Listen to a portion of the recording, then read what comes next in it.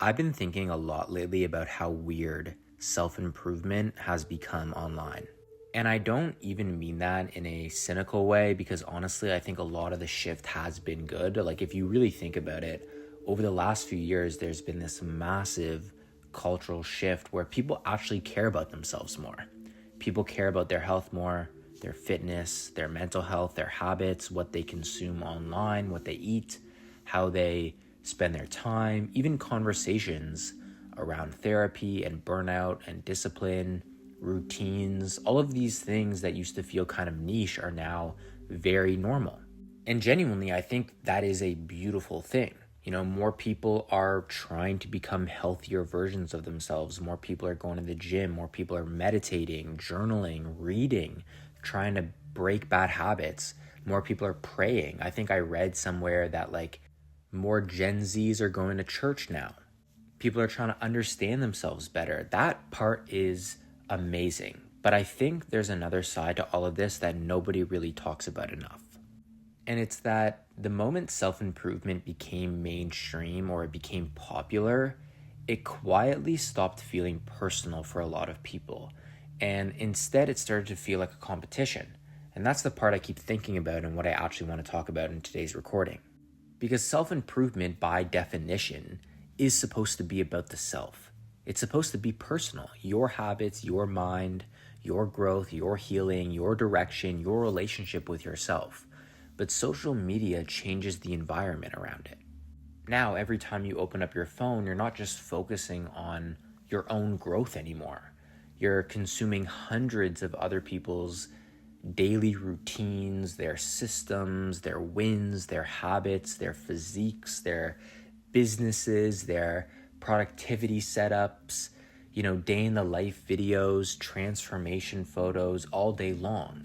And without even realizing it, your brain slowly starts comparing your personal and very private journey to everyone else's public highlight reel. I have to literally pinch myself when I think about this, but we are living in what is honestly the most information rich era in history. And if you zoom a little bit further in, if you want to talk about self-development, personal growth, we have more books, more podcasts, more videos, more coaches, more productivity apps, more everything than ever before. And on the surface, that's a beautiful thing. Again, people are genuinely they actually care to grow and improve themselves. They care about, thinking better and building better habits, getting healthier, all of that. But I just think that somewhere along the way, I don't think anyone planned this. It just kind of happened. Self-improvement stopped being something you did for yourself, and it quietly started becoming something that you performed in front of others. Before I actually get into this, let's rewind a little, because self-improvement has always existed, right? People have been journaling and reading philosophy and trying to build better routines for centuries, right? The Stoics were out here writing things that still hold up today. That desire to grow, to be better, that's not new. That's deeply human. I would like to say that although that desire is deeply human, I think, especially in today's day and age, that desire is definitely a lot stronger or larger in some people over other people. And that's why I always have said, and I will always say, that if you are someone who does care to grow and you're actually taking action consistently toward becoming better, that is something that you should give yourself credit for and give yourself a pat on the back for, because it's not easy. So although it may be human, in today's society, I do believe that it's much stronger in some people over others. So again, if you have that trait, if you have that quality, if you actually care to better yourself, that's something that you should be grateful for and something that you should give yourself credit for. It's just over the last several years, and I'd really point to social media as the accelerant here, wellness, fitness, mental health, discipline, and personal development exploded into the mainstream. And again, genuinely a good thing. More people talking openly about mental health, that's great, check. More people caring about their physical health, good, that's great, check. More people reading and trying to grow, that's great, another check. The problem isn't that it became popular. The problem is what happens to things once they become popular online. And you look at certain things that go mainstream or things that become popular. And it's just like, okay, something becomes popular and almost immediately it gets shaped into something that's more digestible, more shareable, more aesthetic. It gets packaged up and made pretty. And the raw, messy personal reality of it gets smoothed over. And what's left looks great on a feed, but it doesn't always tell the full story. And I'm sure we've all been there, but it's like you open up Instagram or you open up TikTok, you see somebody around your age waking up at 5 a.m., running 10 kilometers, reading 3 books a week, launching a business, posting perfectly edited videos about discipline. And meanwhile, you're sitting here just trying to make sure you're drinking enough water today and getting your steps in, and you're trying your best to go to bed before like midnight. And all of a sudden, the progress you were actually proud of 5 minutes ago doesn't feel impressive anymore. And that's the really dangerous part in all of this. Not because those people who are posting that kind of stuff are bad, not because ambition is bad, but because comparison can slowly over time quietly start to change the intention behind your growth. You stop asking what actually works for me, and you start asking, what do I need to do to feel like I'm keeping up? That's such a different mindset. And I think a lot of people don't even realize how much they've outsourced their idea of growth to the internet. Because now, instead of listening to themselves, they're constantly trying to replicate someone else's life that they've consumed a percentage of online, like through social media. Someone says waking up at 5 a.m. changed their life, so now you force yourself to wake up at 5 a.m. even though you naturally function better later in the day. Someone says cold plunges change their life, and suddenly everyone feels like they need to start doing it too in order to feel disciplined or improve themselves. You scroll social media and you see someone talking about how dopamine detoxing has changed their life, and now you feel guilty for simply relaxing and watching an episode of your favorite show after a long day of work. And again, none of these habits are inherently bad, but I think we rarely stop and ask, do these things genuinely improve my life? Because if they do, great, like keep on doing them. Or do I just like the idea of being seen as someone who does these things? Because those two are very different motivations. I feel like so many people now never stop to ask themselves whether these habits genuinely improve their own life, or whether they just like the feeling of doing what looks quote unquote right online. I wholeheartedly believe that real self-improvement or self-development requires a level of honesty with yourself that social media sometimes makes difficult, because real growth is not always going to look the same from person to person. The intention, the motivation behind doing certain things is naturally going to be different from person to person. You just have to lean into that. You have to know what that is and lean into it. For one person, waking up early genuinely helps them feel calmer, clearer, and more focused throughout the day. For someone else, growth might look like finally learning how to slow down and rest without feeling guilty for it. For one person, going to the gym becomes something that makes them feel stronger, more grounded, more connected to themselves.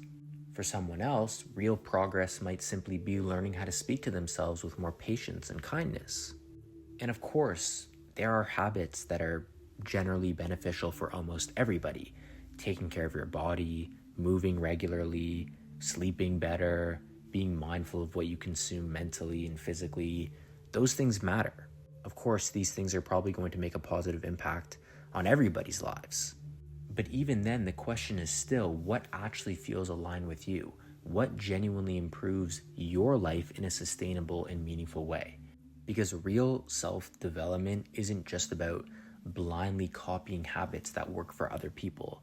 It's about understanding yourself enough to know why you're doing something and whether it truly helps you become a better version of yourself.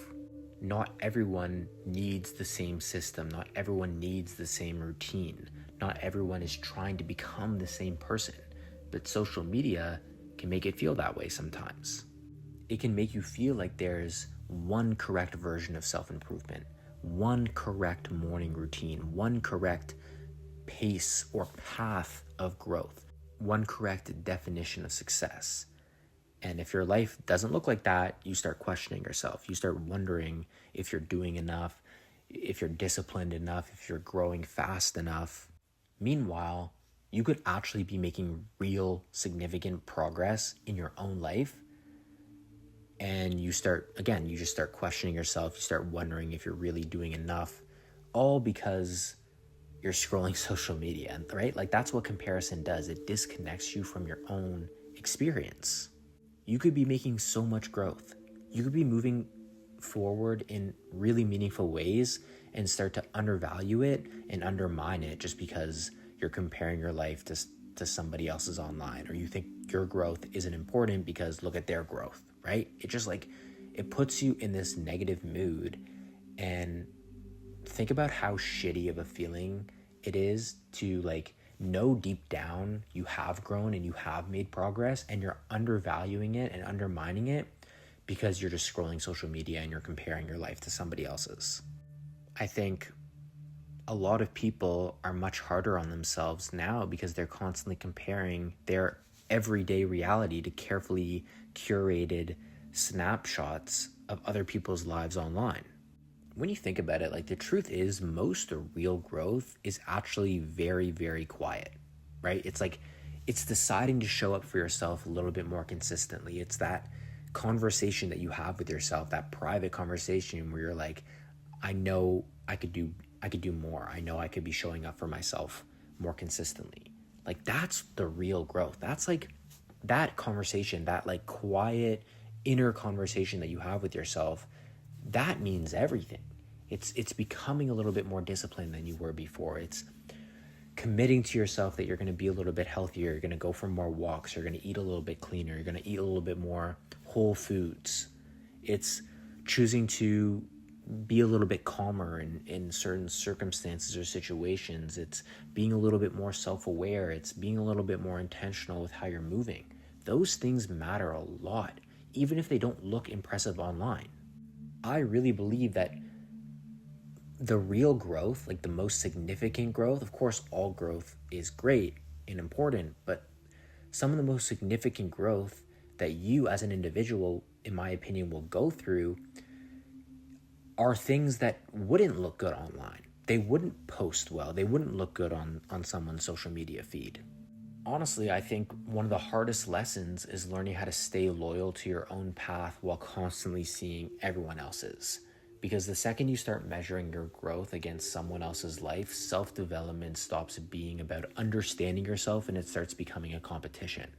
The more self-improvement and self-development becomes more popular, it will start to feel less and less personal, and it starts feeling more like a competition. And I think a lot of people feel that even if they don't always realize it. You start feeling pressure to prove that you're improving. You start to feel this pressure that you have to show your progress. There's pressure to optimize every area of your life. There's pressure to constantly be doing more. But the real improvement was never supposed to feel like a performance. At its core, it's really just about becoming someone that you respect. That's it. At the end of the day, that's what it's all about. Becoming someone that you can be proud of, becoming someone that you respect, showing up in ways, moving in ways, acting in ways that you respect and that you're proud of. Not someone who looks disciplined to others, not someone who appears to have it all figured out, just someone who is genuinely trying to grow in a way that feels honest and sustainable for them. And I think that's why intention matters so much. Why are you building the habits you're building? Why are you chasing the goals you're chasing? Why do you want the life you say you want? Because intention changes everything. When your habits come from a genuine desire to take care of yourself, they usually last longer. They feel more natural, more sustainable, more fulfilling. But when your growth becomes mostly about comparison and validation or proving something to other people, eventually it becomes exhausting. You're performing. And I don't want to speak as though I have this all figured out. I still compare myself to other people sometimes. I still get caught up in seeing what other people are doing. I still have moments where I question myself after being online for too long. I think most people do now. But I think, I'm slowly learning that the healthiest form of self-development or self-improvement comes from a very pure place, and it's the kind that brings you closer to yourself, not further away from yourself. If your social media feed is anything like mine, it's filled with this self-improvement, self-development content, and it's just like exhausting. It can become mentally exhausting, constantly consuming everyone else's version of self-improvement and self-development. Everybody seems to have the perfect routine, the perfect mindset, the perfect habits, the perfect trajectory. And after a while, you can start feeling disconnected from yourself because you're so focused on what everyone else is doing. I think that's why it's so important to pause and be present while you scroll and honestly ask yourself, like, what feels right for me? What feels like aligned with me internally? What genuinely improves my life? What habits make me feel more grounded, more like myself? What habits or things that I can do in my life that help me feel calmer and more like centered? These are things that you look in for, not outwardly. You don't need to constantly scroll to find the answers. Remember that the goal is to build a life that genuinely feels good and meaningful to you. This whole game is personal. Self-development is a personal thing. Self-improvement is a personal thing. It has always been that way. This whole thing was never meant to be about becoming somebody else. It was supposed to be about becoming more connected to who you already are and growing from there. So take things at your own pace, look inwardly, find out what works for you, and focus on those small things that you can do consistently that just make you feel better, that improve your life, that you know feels in alignment with you. If that's waking up early, then great. If that's going to the gym, 2 to 3 times a week, great. If that's going to the gym once a week, great. If that's eating a little bit more healthy, that's great. You don't need to change your whole diet overnight because you read online that's what you're supposed to do. You don't need to meditate for 2.5 hours every single day to get the benefits. If you want to meditate for 10 minutes a day because that's all you have time for, that's better than doing nothing. You don't need to run a marathon in order to feel productive. If you can get, 7,000, 8,000, maybe 10K steps a day, like that's fantastic. If that's what helps you feel more like in control and aligned and grounded, that is what you should do. Of course, you should strive to better yourself and improve yourself and get better and push yourself. Of course, I'm not saying don't be ambitious, don't be driven. I'm just saying you should stop comparing your growth and your self-improvement and your self-development to what you see online. Stay aligned with yourself, connect with yourself, and do what feels right for you. Like, stop comparing your life to other people's lives online. Just remember, do not forget the self in self-improvement. This is a personal thing. That's all I really wanted to get across in this recording. Thank you so much from the bottom of my heart for listening. I really appreciate everyone listening, everyone reaching out and commenting on these recordings and just the content in general. It means the world to me. If you enjoyed listening to this, leave a like, comment, subscribe, do all that good stuff. If you really want to support what we're building here, you can go to presenceofbeing.co and grab a Presence of Being hat. And if you're listening to this recording on Spotify, podcasts, or Apple Podcast, and you enjoyed listening, leave a positive review. Rate the podcast. It helps me get this message out. So yeah, that's all I wanted to get across in today's recording. Thank you so much for listening again. And if you have any recommendations for things you want me to talk about in future recordings, let me know. My DMs are always open. Thank you again for listening, and I will see you in the next recording very soon.